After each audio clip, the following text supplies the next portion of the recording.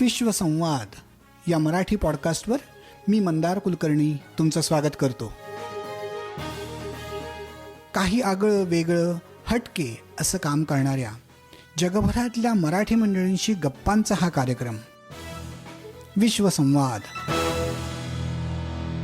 नमस्कार मंडळी. विश्वसंवाद या मराठी पॉडकास्टवर मी मंदार कुलकर्णी तुमचं स्वागत करतो. विश्वसंवादचा हा 7वा एपिसोड. तुम्हाला माहितीच आहे, यावर्षी 1 जानेवारीला विश्वसंवादचा पहिला एपिसोड मी प्रसिद्ध केला होता.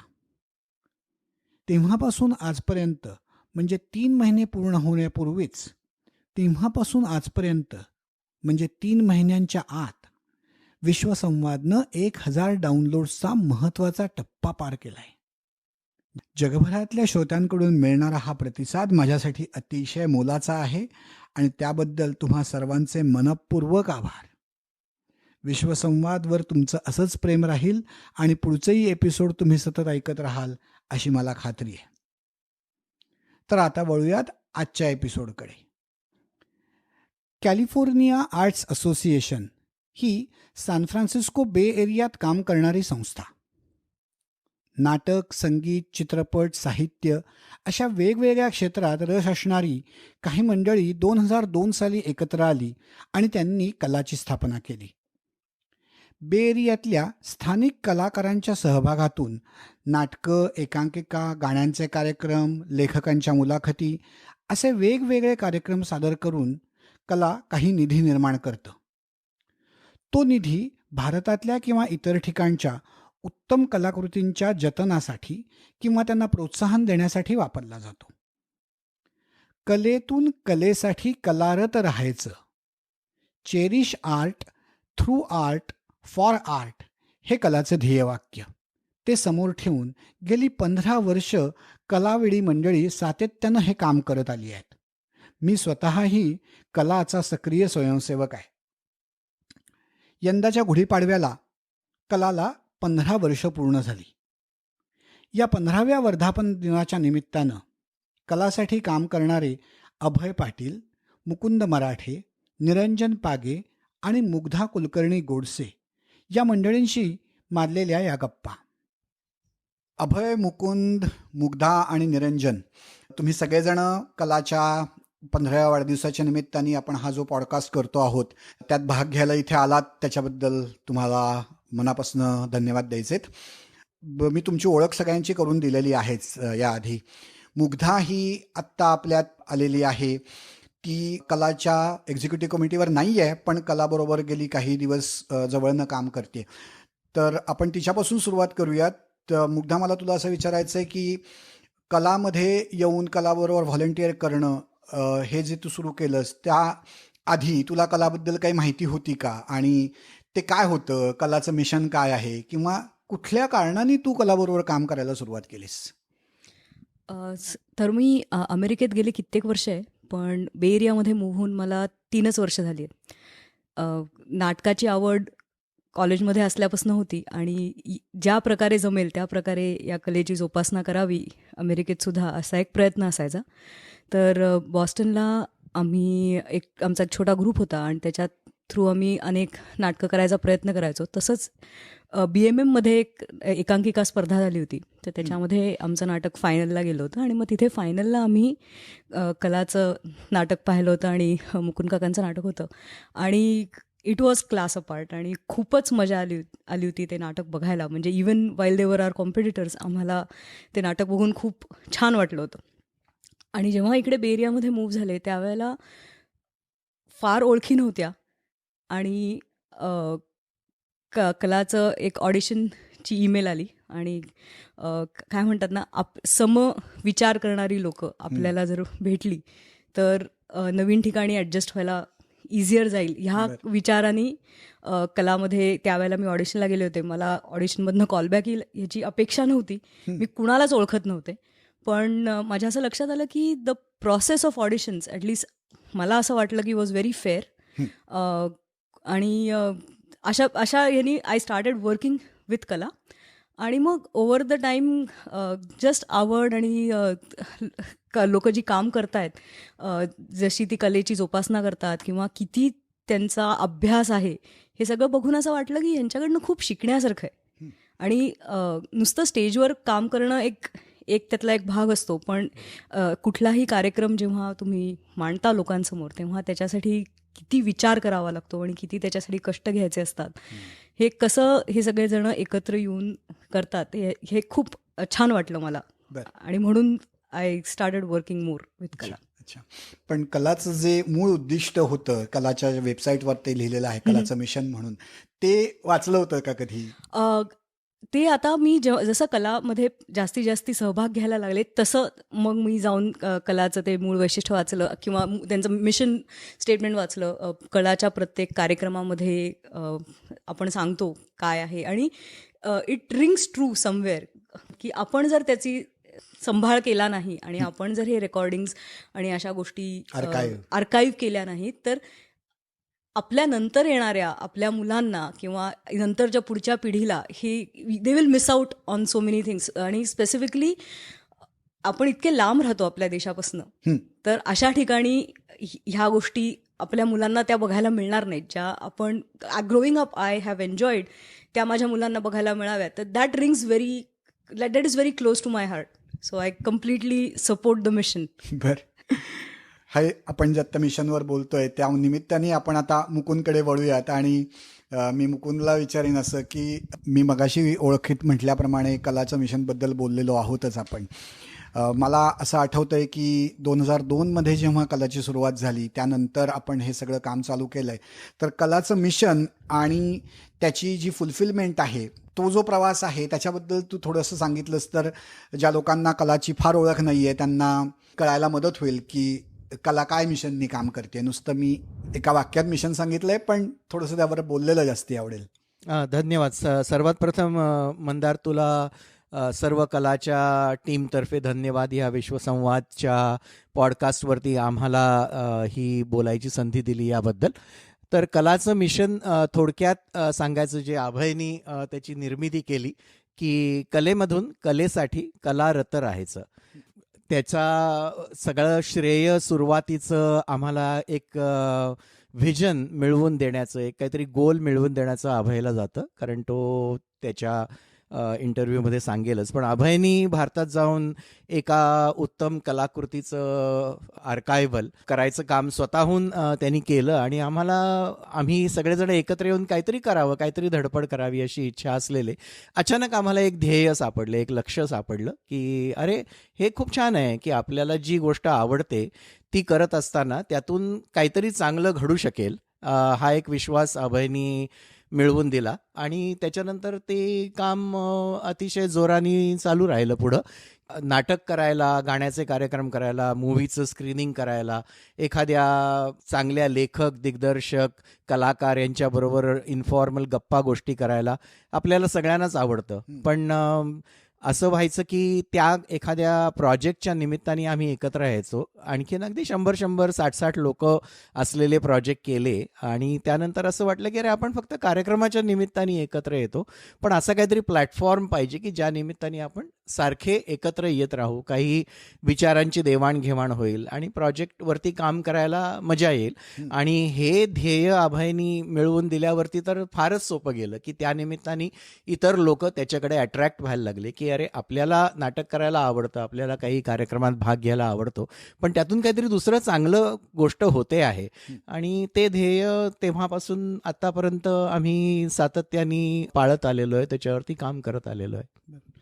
तर मला असं वाटतं की गेल्या 15 वर्षात हे कलाचं उद्दिष्ट आहे की जिथे लोकांकडनं उत्कृष्ट दर्जाचे कार्यक्रम निर्मिती करायची, हे कन्सिस्टंटली कलानी केलेलं आहे. जवळजवळ 40पेक्षा जास्ती प्रोग्राम्स आत्तापर्यंत कलानी केलेले आहेत. पण त्यात उद्दिष्टाचा जो दुसरा भाग आहे की बाहेरच्या किंवा भारतातल्या उत्कृष्ट कलेला प्रोत्साहन करायचं, तो भाग या इथे कार्यक्रम केलेल्यांच्या कम्पॅरिझनमध्ये खूप कमी आहे असं नाही का वाटत? असं नक्कीच वाटतं, पण त्याच्यासाठी लागणारे जे उत्तम उत्तम कलाकृती भारतामध्ये आहेत, एक दोन गोष्टी झाल्या मंदार, की आपण जेव्हा सुरुवात केली अशा टाईपचं आर्कायव्हल प्रोजेक्ट करायला, तेव्हा आर्कायव्हलचा कॉन्सेप्ट अतिशय इन्फन्सीमध्ये होता भारतामध्ये देखील. म्हणजे आम्हाला नेहमी वाटायचं की आपल्याकडे केवढे तरी मोठे मोठे इंडस्ट्रियलिस्ट आहेत, की किर्लोस्कर आहेत, गरवारे आहेत, तर ते अशा स्वरूपाचं ॲक्टिव्हिटी का नाही करत, की नुसताच बिझनेस करायचा, तर त्याच्याऐवजी एखादी गोष्ट आपण सपोर्ट का नाही करायची. तर अशा स्वरूपाचं काही होत नव्हतं. म्हणजे जेव्हा तो एक भाग झाला, तर ते आता बऱ्याच उत्तम कलाकृतींचं जतनीकरण करण्याचं काम भारतामध्येही चालू झालेलं आहे, की आपणच ते काहीतरी वेगळं करायला पाहिजे असं असं राहिलेलं नाही आहे. आणि दुसरा हे की अशा स्वरूपाची कलाकृती निर्माण होणं ही देखील एक ती सातत्याने घडणारी गोष्ट नाही आहे. ती एखाद्या वर्षी एखादीच कलाकृती अशी काहीतरी निर्माण होऊ शकते, की ज्याचं जतनीकरण करण्याची त्याची व्हॅल्यू आहे. आणि जनरली असं होतं, की अशा क्वालिटीची जेव्हा कलाकृती असते, तेव्हा अनफॉर्च्युनेटली परिस्थिती अशी आहे, की त्याचे जास्ती प्रयोग होत नाहीत, की एक 50-60 प्रयोग होऊन ती कलाकृती थांबते. कारण त्याला जो लोकांचा आश्रय लागतो ती पॉप्युलर करण्यासाठी, तो कलाकृतीच्या क्वालिटीप्रमाणे तो आश्रय अनफॉर्च्युनेटली कमी कमी होत जातो, व्यस्त प्रमाण आहे की ते. व्यस्त प्रमाण आहे त्याचं. तर त्यामुळे ती कलाकृती शोधून काढणं, त्या लोकांना कॉन्टॅक्ट करणं आणि त्यांचीही तेवढीच कळकळ असणं, की ह्याच्यामध्ये कलाचा कुठल्याही रीतीने आर्थिक लाभ मिळवण्याचा हेतू नाही, पण ही उत्तम कलाकृती कायम स्वरूपात जतन करून पुढच्या जनरेशनसाठी ती अवेलेबल करून देणं, याला तेवढीच त्या दुसऱ्या प्रोड्युसर किंवा त्याचा डायरेक्टर किंवा त्यातील कलाकार यांची तेवढीच कळकळ मनापासून पाहिजे. तर तसं होतच असं नाही. तरीसुद्धा 15 वर्षामध्ये आपण 6 कलाकृती करू शकलो, हे कौतुकास्पद गोष्ट आहे असं मला वाटतं. की सूर्य पाहिलेला माणूस, नंतर आनंद ओवरी, विजय तेंडुलकरांच्यावरची डॉक्युमेंटरी, सतीश आळेकरांच्यावरची डॉक्युमेंटरी, महेश एलकुंचवारांच्यावरची डॉक्युमेंटरी, त्याच्यानंतर उदाहरणार्थ नेमाडे म्हणून भालचंद्र नेमाडे यांच्यावरची डॉक्युमेंटरी, अशा कलाकृती आपण करू शकलो सातत्याने. हे 6 झाल्या. दरवर्षी एक व्हावी अशी अपेक्षा होती, इच्छा होती, कारण जेवढं त्याला जी फंडिंग लागणार आहे तेवढं आपण अख्ख्या वर्षाच्या कार्यक्रमातून रेज करू शकतो असा एक आत्मविश्वास आहे. पण तसं होतच असं नाही. पण जे झालंय त्याच्याबद्दल आम्हाला कुठेही कमी वाटण्याचं कारण नाही. बरोबर. मला वाटतं आपण आता या पॉईंटलाच अभयकडे वळूयात, कारण अभयच्या आर्कायव्हलच्या प्रोजेक्टनी या कलाचा उगम झाला, कलाचं बीज अभयने रोवलं असं म्हणूयात आपण, ज्याचा आता खऱ्या अर्थाने वृक्ष झालेला आहे गेल्या 15 वर्षात. तर अभय, ते जे पहिलं तुझं प्रोजेक्ट होतं ज्यांनी आर्कायव्हल या कन्सेप्टला तू सुरुवात केलीस आणि कलाला त्याचं ऑब्जेक्टिव्ह मिळवून दिलंस, आत्ताच मुकुंदनी सांगितलं, त्याच्याबद्दल थोडक्यात आम्हाला कल्पना दे. ते तू का केलंस, ते का करावं असं वाटलं, आणि ते पुढे कुठे जावं अशी तुझी अपेक्षा होती, आणि अर्थातच मागे बघून त्याचं काय झालं असं वाटतं. तर सर्वप्रथम धन्यवाद मंदार, आणि विश्वसंवादवर बोलायची संधी मिळते याचं खूप फार बरं वाटतंय, छान वाटतंय. वेलकम.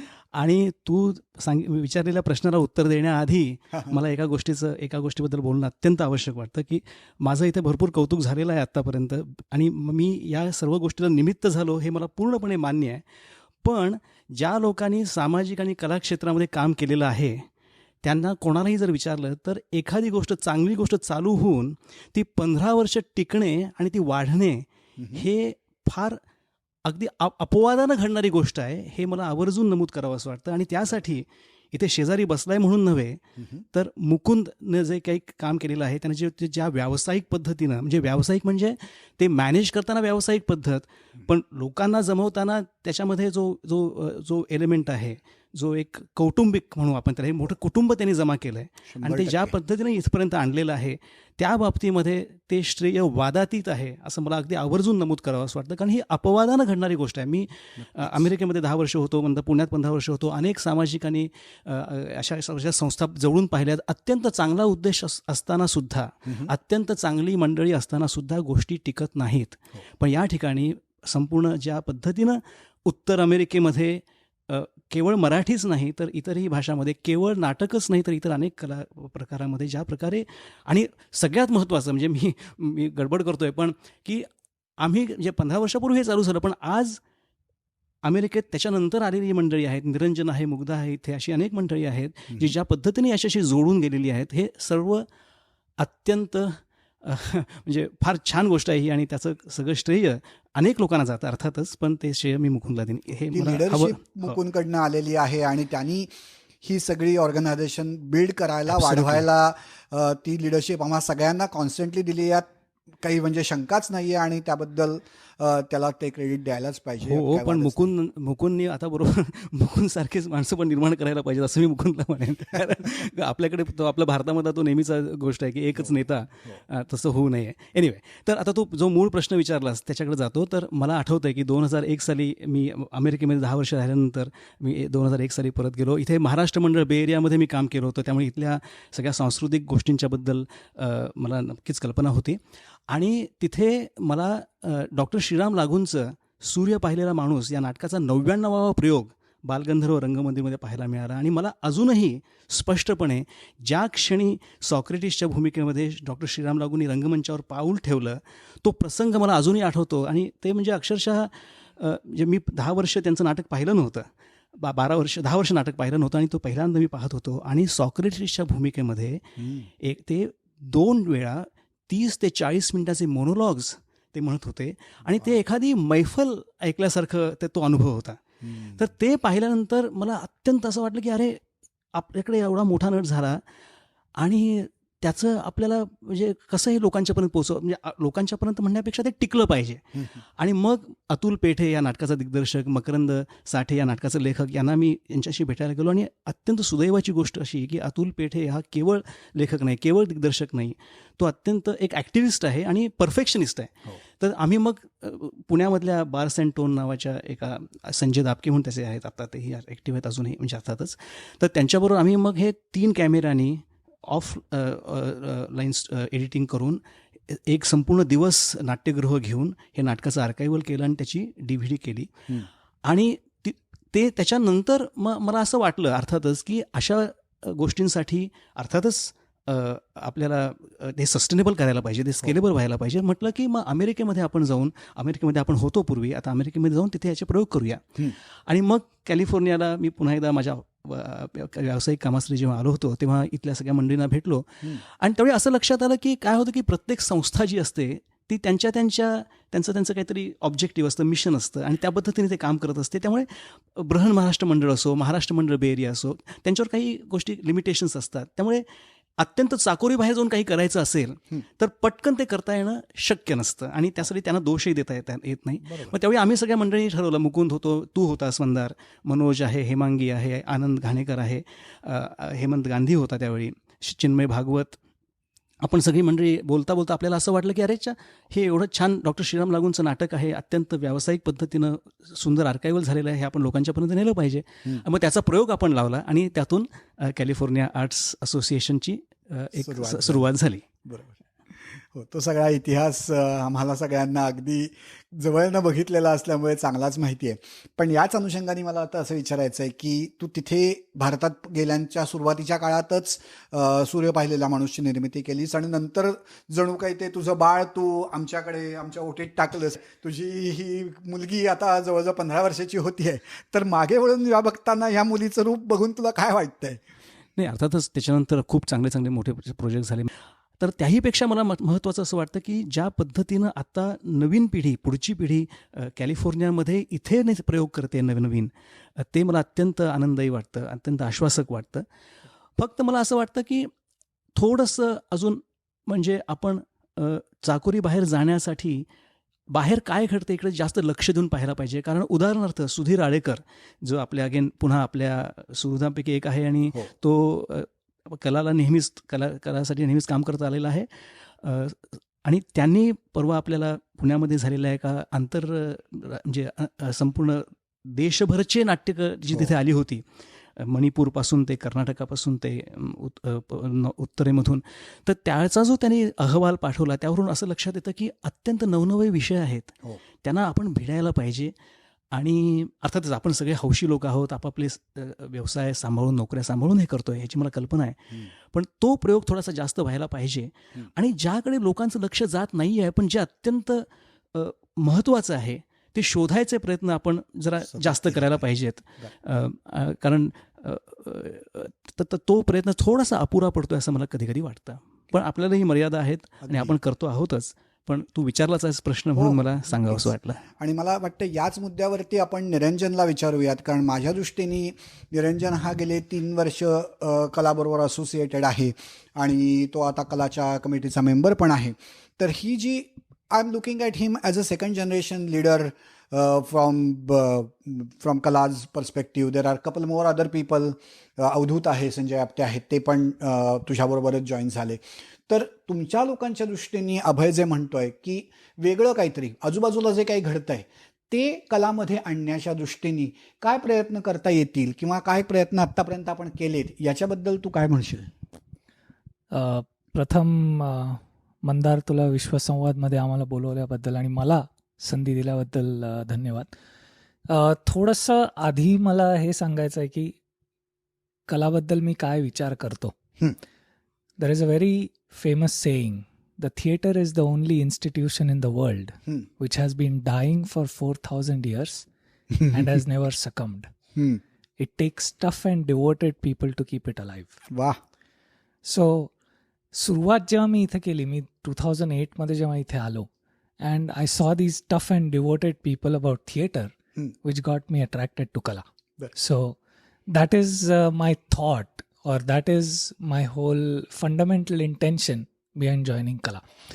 आणि मला वाटतं की 4,000 years it has not succumbed, and if we keep on doing it with the same devotion which we are, we will keep it that way. Sure. So हा नक्कीच एक कलाचा खूप फंडामेंटल मिशन आहे की cherish art through art for art. आणि ते आपण करत राहतोय. नवीन नवीन प्रोग्राम्स करतो, नवीन नवीन लेखकांना संधी देतो, नवीन नवीन डिरेक्टर्सना संधी देतो, नवीन ॲक्टर्सना संधी देतो.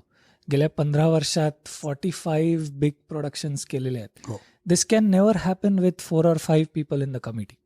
It has to have the community support, the family of the community to keep it alive. आणि इफ यू आस्क मी की पुढं काय करायला पाहिजे, आय डोंट थिंक की we need to do anything different. Only thing, ह्या second जनरेशनला आपण ऑलवेज म्हणतो की आपल्या आईवडिलांकडनं संस्कार आलेत, आपल्या आजी आजोबांकडनं संस्कार आलेत. मला असं वाटतं की आम्हाला ऑलरेडी हे संस्कार मिळतात.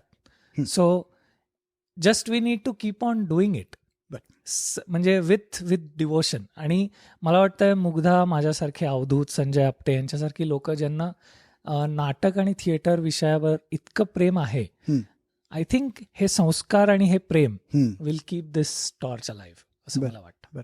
पण कलाच्या कमिटीतला एक मेंबर या नात्याने आजूबाजूला जे घडतं आहे, म्हणजे नाटक करत राहणं हा एक मुद्दा झाला, ते आपण करतोच आहोत, गेली कित्येक वर्ष करतो आहोत. पण ते जे नाटक आपण करतोय ते भारतात लिहिली गेलेली नाटकं आणि त्यांचं इथे रिप्रोडक्शन करणं, त्याचं परत पुनरुज्जीवन करणं, हा एक पार्ट झाला.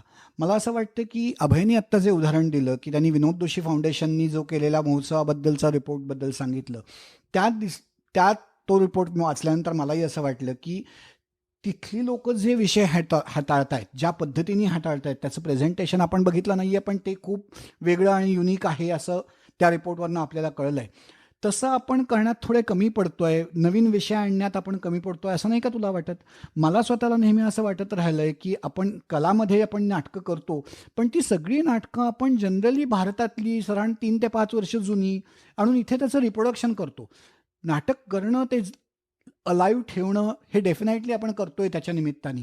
पण नवीन प्रवाह जे येत आहेत, नवीन विषय जे येत आहेत, नवीन चॅलेंजेस जी सोसायटी फेस करते, ते आपण खरंच तेवढ्या प्रमाणात करतोय का, हा एक मुद्दा.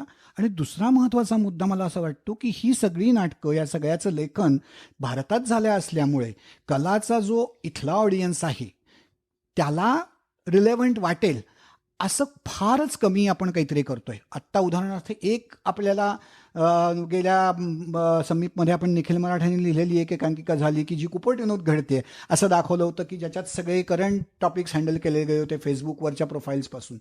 पण असे अगदी तुरळक एफर्ट्स मला दिसतात. आणि म्हणून मला असं तुला मुग्धाला असं विचारायचं आहे की नवीन जनरेशनला रिलेव्हंट वाटतील असे विषय आणण्याकरता, त्या टाईपचे प्रोग्राम्स करण्याकरता, नॉट नेसेसरीली नाटक, कला इज मच ब्रॉडर दॅन नाटक, त्यासाठी आपण काय करावं असं वाटतं तुम्हाला? सो ह्याच्यात 2 विषय मला म्हणजे 2 माझे मुद्दे मांडायचे आहेत. की पहिला की आपण इथे लोकल बे एरियाच नाही, पण we are connected to the theatre fraternity across US. बरोबर. आय एम शुअर की इथे लेखक भरपूर आहेत. मला असं वाटतं की त्या लेखकांना टॅप करणं आपण नक्की कमी पडतो. सो तो एक नक्की विषय आपण करायला पाहिजे. पण आता अभय काकांसारखे किंवा चिन्मयसारखे जे पुण्यात आहेत त्यांनी जर तिथल्या लेखकांना टॅप करून we as a theatre group आपल्यासाठी एक नाटक स्पेसिफिकली लिहिलं गेलं पाहिजे. हा पण एक दुसरा एफर्ट मला वाटतंय जर झाला तर तो योग्य ठरेल असं मला वाटतंय. कारण इंडियात आपल्याला खूप किंवा पुण्या मुंबईत खूप लेखक आहेत की ज्यांना खूप लिहायची इच्छा असते, पण कमर्शियलायझेशन झाल्यामुळं की ओके तुझं नाटक पैसे मिळतील का त्या नाटकातून, हा एक मोठा मुद्दा असतो जेव्हा कुठलाही लेखक एका प्रोडक्शन हाऊसमध्ये घेऊ शकतो. पण आय थिंक कला इज डिफरंट. कला वॉन्ट्स टू प्रमोट आर्ट. एखाद्याने जर छान काही लिहिलं तर त्याचं नुसतं पैसे किती मिळतात ह्याच्या पलीकडे आपण बघतो. नक्कीच. तर तसे मला वाटतं लेखक तो टॅलेंट पूल पुण्या मुंबईत खूपच जास्त आहे, तो नक्की टॅप केला पाहिजे असं मला वाटतं. तर हो, टू आन्सर युअर क्वेश्चन, लेखकाची नक्की कमी आहे असं मला वाटतं. त्यामुळं yes, we have to get मला people काहीतरी from म्हणायचंय. एक फक्त सजेशन मला द्यावंसं वाटतं ह्या ठिकाणी, की जसं आपण प्लॅटफॉर्म जर आपण प्रोव्हाइड केला तर ते पॉसिबल होईल. म्हणजे आपण एकांकिका स्पर्धा आयोजित करतो, एकांकिका महोत्सव असतात, गाण्याचे कार्यक्रम असतात किंवा आपण डान्सचे कार्यक्रम घेऊन येतो. तर त्याच धर्तीवर जर आपण इकडे लेखनाच्या स्पर्धा भरवल्या किंवा जर तर त्याच्यातनं लोकल टॅलेंट बऱ्यापैकी बाहेर येऊ शकतो. आणि जेव्हा माणूस त्या देशात राहत असतो, आजूबाजूची परिस्थिती अनुभवत असतो, करंट पॉलिटिकल क्लायमेटमध्ये जेव्हा ही नवीन येणारी मुली आहेत ज्यांना इमिग्रेशनचे वेगवेगळे इश्यूज फेस करावे लागतात किंवा जॉबमध्ये वेगवेगळ्या प्रकारच्या सिच्युएशन्सना सामोरं जावं लागतं, त्यांना जर आपण एक प्लॅटफॉर्म प्रोव्हाइड केला, whether it is a blog post on कला किंवा एकांकिका किंवा नाटक लिहिण्याच्या स्पर्धा, असं जर आपण काही प्रोव्हाइड केलं तर त्याच्यातनं खूप जास्ती आपल्याला लोकांपर्यंत पोचता येईल, लोक आपल्यापर्यंत पोचतील आणि we should be able to tap that talent. आणि दुसरं मला असं वाटतं की जी नवीन माध्यमं आहेत ते जर आपण करायचा प्रयत्न केला, की जशा वेब सिरीज असतात किंवा वेब सिरीज असतात किंवा शॉर्ट फिल्म्स आहेत, जे करण्यामध्ये पण त्याच्या पण आपण स्पर्धा किंवा त्याचे महोत्सव आपण भरवू शकतो. त्यांनी नवीन आलेल्या मुलांना, यंगर जनरेशनला खूप जास्ती त्याच्यामध्ये सहभाग घेण्यामध्ये इंटरेस्ट राहतो. So I think that is something that we could definitely try. मला नेहमी जाणवत राहणारा अजून एक मुद्दा असा आहे की आपण सगळेजण इथे काम करतो, आपण अगदी ठरवून डिसिजन घेऊन निरंजनसारख्या नवीन जनरेशनमधल्या नवीन विचार घेऊन येणाऱ्या लोकांना कमिटीवरती इन्व्हाइट करून त्यांच्याकडून काहीतरी वेगळं काम करून घेऊयात असं म्हणत आलेलो आहोत. पण हे सगळं करताना अजून एका गोष्टीकडे आपलं थोडंसं दुर्लक्ष होतं असं मला नेहमी वाटतं, आणि ते म्हणजे बे एरियात जन्माला आलेली आणि वाढलेली जी नवीन जनरेशन आहे, जे कदाचित फक्त मराठी ओरिएंटेड नाही आहेत, ते मल्टिपल लँग्वेजेस ओरिएंटेड आहेत, पण त्यांचे रूट्स कुठेतरी मराठी आहेत. म्हणजे आपल्या नजीकच्या मंडळींपैकी अनेक मंडळींची मुलं सेकंड जनरेशन इंडियन्स, मराठी लोक जे म्हणता येतील, ते या फॉर्ममध्ये, या आर्ट या फील्डमध्ये खूप सिग्निफिकंट काम करतात. त्यांनी फॉर्मल त्यात शिक्षण घेतलेलं आहे आणि त्या सगळ्या लोकांना आपण आपल्यात कुठेही आत्तापर्यंत सामावून घेतलेलं नाही आहे. ती लोक स्वतःहून आपल्याकडे येतील अशी अपेक्षा राहण्यात पॉईंट नाही, कारण आपला एज ग्रुप वेगळा आहे. पण मग मला असं वाटतं की एकूणातच आपल्या उद्दिष्टांच्या दृष्टीने आणि त्यांनाही चांगला प्लॅटफॉर्म मिळावा अशा दृष्टीने एक नवीन इनिशिएटिव्ह जर आपण या कलाच्या 15व्या वर्षानिमित्त सुरू केला की न्यू जनरेशन ऑफ कला, पूर्णपणे न्यू जनरेशन की which is may be between 15 to 25, that's all, अशा लोकांना घेऊन त्यांच्यासाठी काहीतरी एक इनिशिएटिव्ह चालू करायला पाहिजे असं मला वाटतं. तर कारण त्याच्यानी हा जो काय आपला आत्तापर्यंतचा एफर्ट चालू आहे त्याला खूप मोठं अजून क्षितिज मिळेल आणि ते पसरेलही पुढे. नाही, तू फार महत्त्वाचं बोललास, पण ते ऐकताना मला एक दुसरा मुद्दा जाणवला की आता एक ठरवायला पाहिजे की आपण कशासाठी नक्की मिशन आहे. म्हणजे हे मराठीसाठी आहे का थिएटरसाठी आहे का इथल्या पुढच्या पिढीसाठी आहे, हे ठरवायला पाहिजे. आणि मला असं वाटतं, हे माझं वैयक्तिक मत आहे, की आपल्याला असा विचार करायला हवा की हे सांस्कृतिक आपलं विजन आहे असं जर म्हटलं तर थोडंसं पुढे जाऊन की आपल्याला थोडासा फार पुढचा विचार आहे, पण आपल्याला एखाद्या युनिव्हर्सिटीमध्ये मराठी चेअर करता येईल का, अशा प्रकारे आपण काम करायला हवं की ज्या योगे फक्त इथल्या मराठी लोकांची सेकंड जनरेशनच नाही तर अमेरिकेमधली काही माणसं ज्यांना इतर संस्कृतीबद्दल प्रेम आहे, आस्था आहे, अशी आपल्याला माहिती आहे ॲन फेल्डहाऊस सारख्या प्रोफेसर आहेत जी मराठी अस्खलित बोलते आणि मराठीमध्ये त्यांनी काम केलेलं आहे, असे लोक आहेत. अशा लोकांच्यापर्यंत आपल्याला पोहोचता येईल का, किंवा तशा प्रकारचं काम आपण करावं का? कारण नाहीतर मग आपण पुन्हा बालगीतामध्येच राहू असं मला कधी कधी भीती वाटते. नक्की, एवढंच नाही, हे फारच महत्त्वाचं आहे. आणि युनिव्हर्सिटी लेव्हलला जर आपण अशा टाईपचा काही इनिशिएटिव्ह चालू केला, जसं काही युनिव्हर्सिटीजमध्ये साऊथ एशियन स्टडीज सेंटर आहे, तशा टाईपचं मराठी स्पेसिफिक जर आपण काही चालू केलं तर कदाचित मराठीला पुढे नेण्यासाठी याचा उपयोग होईल. आत्ता सगळीकडे मराठीला अभिजात भाषेचा दर्जा मिळावा म्हणून खूप प्रयत्न चालू आहेत. त्यात कदाचित आपण हे आपल्या साईडनी, कलाच्या साईडनी कॉन्ट्रीब्युशन म्हणून ट्रीट करता येऊ शकेल असं मला वाटतं. निरंजन काहीतरी बोलतोय.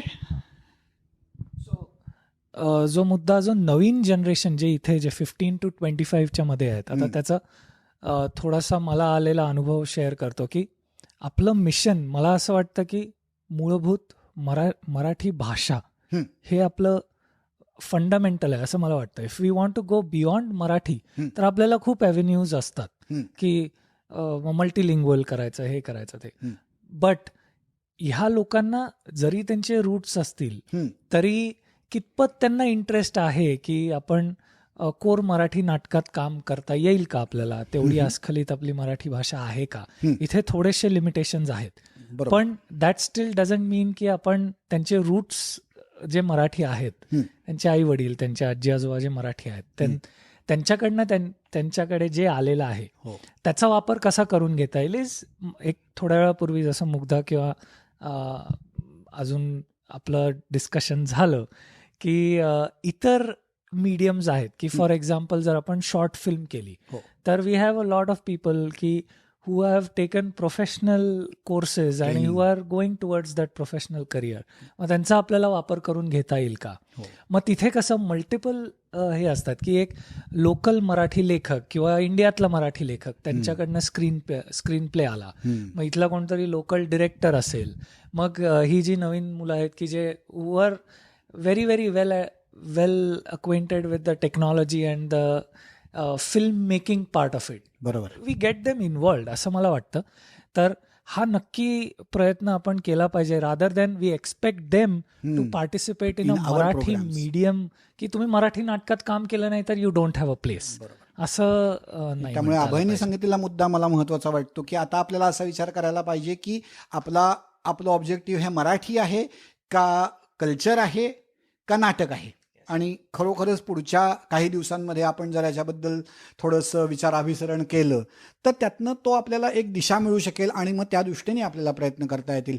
मी परवा म्हटल्याप्रमाणे वेब सिरीज हे नवीन मीडियम अतिशय मोठ्या प्रमाणात जगात सगळीकडे, भारतात तर फारच मोठ्या प्रमाणात उदयाला येत आहे की let's have a separate division of Kala which is dedicated for web series. त्याच्यासाठी थोडंसं फंडिंग देऊन सुरुवात करूयात आणि त्यानं जसं कलानी स्वतः सस्टेनेबल झाले तसं आज ना उद्या ते होतील.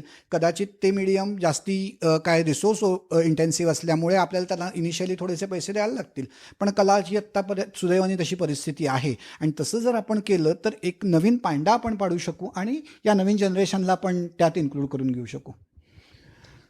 एक फक्त मुद्दा मांडायचा होता मला. आपण बोललो की 15 ते 25 ह्या वयोगटातली आपली जी नवीन पिढी आहे आणि त्यांच्यासाठी आपण त्यांना इन्क्लूड करण्यासाठी आपण काहीतरी करूया. तर अ, एक एक आपला एक विचार असतो की या नवीन पिढीला आपण कसं आपल्यामध्ये इन्क्लूड करून घेऊ शकतो आणि आपण आपल्या पद्धतीने त्याचा विचार करतो. पण मला असं वाटतं सगळ्यात महत्त्वाचं असं आहे की त्यांना अप्रोच करून तुम्हाला कसं आमच्यामध्ये इन्व्हॉल्व्ह होता येईल हा त्यांचा जर आपण विचार ऐकून घेतला तर we might be very surprised की हो. त्यांना काय अपेक्षा आहे. सो हवंय. So what I feel is की 2 जनरेशन्समध्ये पूल बांधण्याचा काम करायला काम करायची गरज आहे. आणि डेफिनेटली म्हणजे माझी मुलं इथे जन्माला आली अजून 15-25 मधली नाही आहेत, पण इव्हेंच्युअली ते तिथे जाणार आहेत.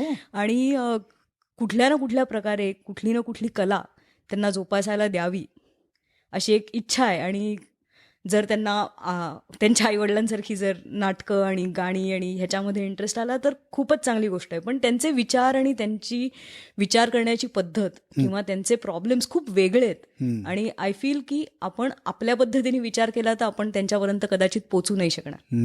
नक्कीच, काही वादच नाही. म्हणजे हा महत्त्वाचा मुद्दा आहे खूपच. मला वाटतं शेवट करताना आपण एक सगळ्यांसाठी कॉमन म्हणून मला एक प्रश्न विचारायचा वाटतो. आपण अभयपासून सुरुवात करूयात की 15 वर्ष झाली आहेत कलाला. पुढच्या 15 वर्षात कला कुठे जावी असं तुला वाटतं? मी आता थोड्याच वेळापूर्वी म्हटल्याप्रमाणे मला अगदी प्रामाणिकपणे असं वाटतं की आत्ता हा मल्टीकल्चरलचा जमाना आहे की एका बाजूला शेखर कपूरसारखा माणूस एलिझाबेथ राणीवर सिनेमा करतो आणि लंच बॉक्सचा जो दिग्दर्शक आहे हिंदी सिनेमा, तो अमेरिकेतल्या आणि इंग्लंडमधल्या सामाजिक परिस्थितीवर भाष्य करणारा सिनेमा करतोय. मग अशा वेळी आपल्या संस्कृती म्हणजे आपण आता एनिवे आपल्या संस्कृतीशी जोडलेलो आहोतच, तर आपल्या पुढची नवी पिढी जी आहे तिला त्या संस्कृतीकडे त्या पद्धतीनं आपण ओढलं पाहिजे. म्हणजे तुम्हाला मराठी तुकाराम आणि ज्ञानेश्वर यायला पाहिजे, भारूड कळायला पाहिजे असं न करता आज सांस्कृतिकदृष्ट्या जे काही गोष्टी घडत आहेत तिकडे त्यांचं लक्ष वेधून त्यांची जी कला आहे, म्हणजे आधी निरंजन मुग्धा म्हणाली त्याप्रमाणे की त्यांच्या मनात काय विचार आहे, कुठली पद्धतीची माध्यमं ते हाताळू पाहत आहेत आणि ती माध्यमं घेऊन जगाच्या पातळीवर म्हणजे जे इंटरनॅशनल लेव्हलवर ते काय मांडू शकतील, कशा पद्धतीने मांडू शकतील हे आपण करायला हवं, असं व्हायला हवं आणि तसं होईल असं मला वाटतं. बरं, मुकुंद तुला काय वाटतंय? आत्ताच्या आधीच्या बोलण्यात बरंच आलं होतं त्यामध्ये की आपल्याला इथे रेलेव्हंट असलेलं लिखाण अजूनही आपण करत नाही. भारतातनं आलेली नाटकं करतो जी आमच्या मनामध्ये ठसलेली आहेत अशी. सर मला असं वाटतं की इथं एक उपक्रम चालू केला होता कला कट्टा या नावाने, की दर गुरुवारी आम्ही भेटायचो आणि इम्प्रोव्हायझेशनमधून नाटकाची निर्मिती करायचो आणि मग लिहून आणायचे लोक की एका आठवड्यानी पुन्हा भेटताल तेव्हा.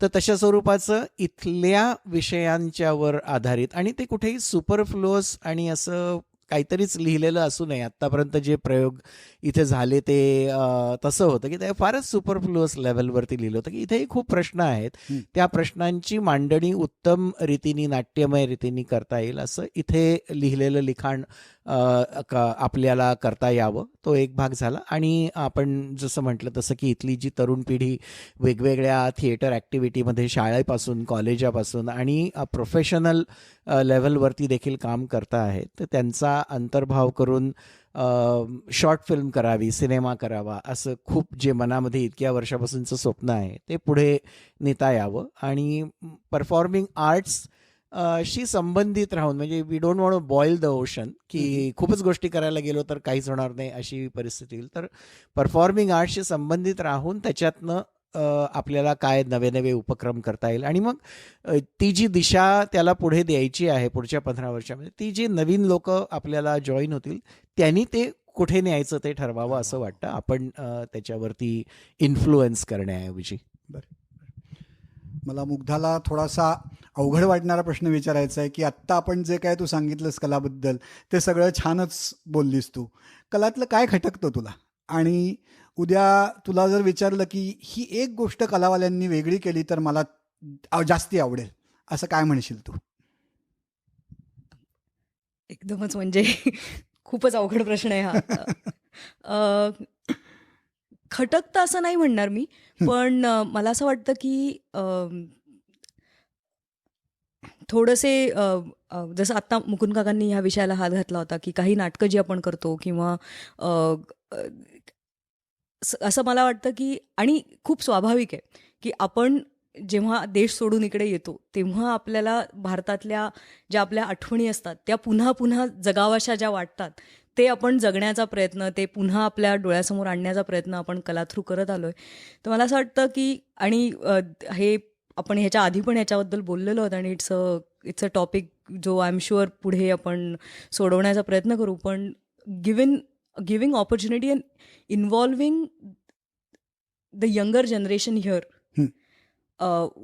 Is what we need to do. Okay. असं एवढं एकच मला म्हणावं असं वाटेल. असं वाटतं. ओके. आणि आपण शेवट निरंजनला प्रश्न विचारून करू की Niranjan, think say 5 years down the line you are a president of Kala. What is your vision for Kala's future? हे सगळं आत्ता लोकांनी जे सांगितलं ते झालंय, काही वेगळा विचार तू आणू इच्छितोयस का? हो, नक्कीच. मला असं वाटतं की इंटरनेटमुळं the world is a small place. जेव्हा आपण म्हणतो हेच, if I have to apply to Kala is very very local to the bay area right now. त्यामुळं आपण खूप कष्ट करून रिहर्सल 3-3 महिने करून आपण 1 शो करतो, 2 शो करतो आणि त्याच्याऐवजी using because of the world is a small place, can we take kala to a broader level, which obviously results in to bring our mission, right? Cherish art through art for art. Yeah. This vision of kala is very limited to the Bay Area. Can we take it to a broader level? हे बोलायला ठीक आहे, पण what does it really mean is take the kala shows first outside of Bay Area, across US. Next is अशी नाटकं फक्त कलासाठी लिहिली गेली पाहिजेत की ओके हे नाटक मी लिहिलंय कलानी, ह्याचे मल्टिपल प्रयोग US भर किंवा जगभर केले पाहिजेत असं. So this is what I would aim for. कारण जेवढे कष्ट करतो आपण, let's take it to a broader level असं मला वाटतं. ओके. फारच छान. सगळेजण तुम्ही इथे आलात, अतिशय मनापासून मोकळेपणाने माझ्या प्रश्नांना उत्तरं दिलीत. थोडेसे अवघड प्रश्न होते त्यालाही तुम्ही खूप छान रिस्पॉन्ड केलं. कलाच्या या 15व्या वाढदिवसाच्या निमित्ताने सगळ्यांना आणि कलाला खूप खूप शुभेच्छा देऊन आपण आजचा कार्यक्रम थांबवूयात. धन्यवाद.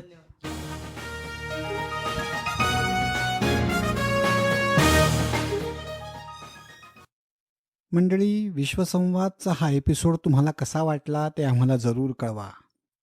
आमच्या फेसबुक पेजला भेट द्या आणि ते तुमच्या मित्रमंडळींबरोबर शेअर करा. नेहमी ऐकत रहा विश्वसंवाद. धन्यवाद.